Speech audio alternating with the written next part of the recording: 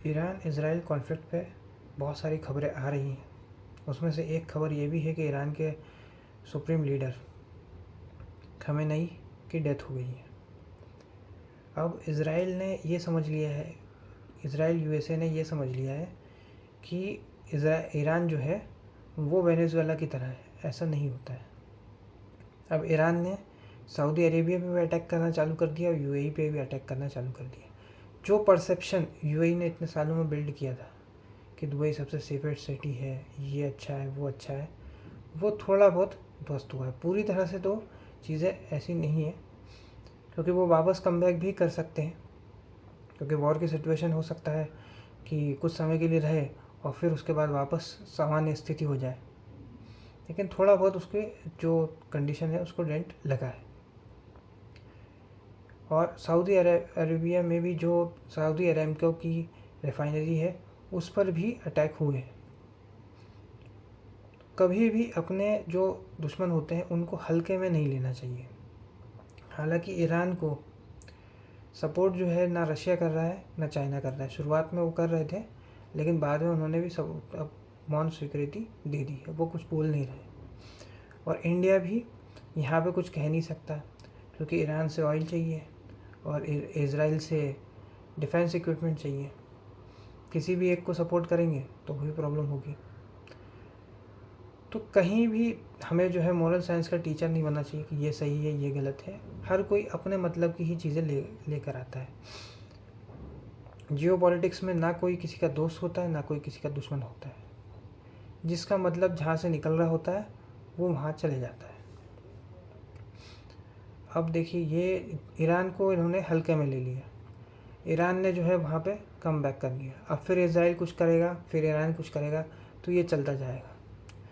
और जो लोग जो है एकदम चिड़चिड़े लोग इंडिया में रहते हैं, चिड़चिड़े और जलनखोर टाइप के, कि जो दुबई में फंस गए हैं उन पे खुश हो रहे हैं कि आप गए क्यों थे। जो स्किल्ड लोग थे वो वहाँ पे गए थे, प्लम्बर हो, इलेक्ट्रीशियन हो, जो कैब ड्राइवर हैं, जिन्होंने इसमें कुछ था, वही वहाँ पे गए थे। ऐसे हर कोई नहीं गया है। और आपकी सरकार ने अगर यहाँ पे उनको रोज़गार दिया होता तो उनको वहाँ पे जाने की ज़रूरत पड़ती ही नहीं। बट एक क्वालिटी ऑफ लाइफ उनको मिल रही है, तो उससे एक चिढ़ थी। अब वहाँ पे वॉर हो गया तो उसका तुक्का लग गया। बस यहाँ पे बोल रहे हैं कि तुम लोग गए क्यों थे, इंडिया में जो है क्वालिटी ऑफ लाइफ है नहीं है, लेकिन फिर भी यहाँ पे वॉर तो नहीं हो रहा, हम लोग होली खेल रहे हैं, ऐसे मीम बना रहे हैं। देखिए, वो जो चीज़ ईरान में हुई है, जो वेनेजुएला में हुई है, वो भारत में भी हो सकती है। हालांकि हमारे डिफेंस जो है वो बहुत बढ़िया है। आर्मी जो है, नेवी हो, एयरफोर्स हो, उन्हें सारी डिफेंस इक्विपमेंट चलाने आते हैं। वॉर के लिए वो तैयार बैठे हैं। उनकी जो काबिलियत पे शक किया ही नहीं जा सकता। लेकिन कभी भी कुछ भी हो सकता है। जैसे वहाँ के सुप्रीम लीडर को ख़त्म कर दिया गया, वैसे हो सकता है कि यहाँ पर भी ऐसी चीज़ें हो जाएं। इसलिए कभी किसी की बुरा जो ख़राब स्थिति है उस पर नाचना नहीं चाहिए कि शर्ट खोल कर नाचना चालू कर दिए कि अच्छा है अब तुमको पता चलेगा। और कभी भी ये नहीं कहना चाहिए कि ईरान ने जो पास्ट में हुआ है फिर उसमें अब जो है उसको बदला लिया जा रहा है। ऐसा नहीं बोलना चाहिए किसी के बारे में। ईरान से आपको ऑयल भी चाहिए और दूसरी चीज़ें भी होंगी। वो ऑयल जो है वो महंगा होगा और दूसरी चीज़ें भी बहुत महंगी पड़ेंगी, जो हम लोग इज़राइल से या ईरान से या सऊदी अरेबिया यूएई से इंपोर्ट करते हैं।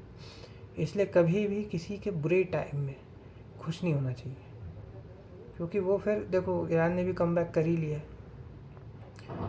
यूक्रेन रशिया जो है वॉर में, पहले रशिया को लीड मिल रही थी, फिर धीरे धीरे यूक्रेन को भी लीड मिलने लगी, क्योंकि उन्होंने हल्के में ले लिया। इसलिए कभी भी किसी चीज़ को हल्के में ना लेना। अपने खासकर अपने शत्रुओं को शत्रुबोध होना और मित्रबोध होना बहुत ज़रूरी है, कि कौन आपका दोस्त है कौन आपका दुश्मन है। तो आज के इस वीडियो में इतना ही। अगर ये वीडियो आपको पसंद आए तो वीडियो को लाइक करें, शेयर करें और चैनल को सब्सक्राइब करें। धन्यवाद।